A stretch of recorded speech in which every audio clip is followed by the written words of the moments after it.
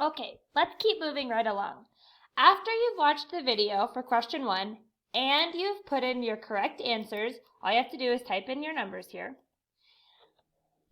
Come over here and answer this question. Did you answer both parts of question 1?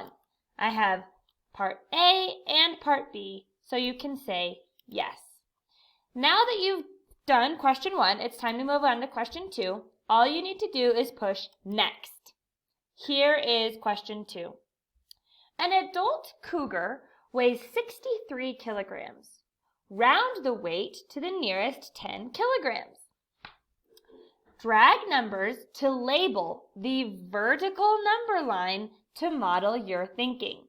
Drag and drop the answer. So I'm going to take my number and I'm going to drag and drop it wherever I think it needs to go. If I change my mind and think, oh, that doesn't go there, I can put it back. Okay? So I need to fill in all 4 of my boxes and then I can push next.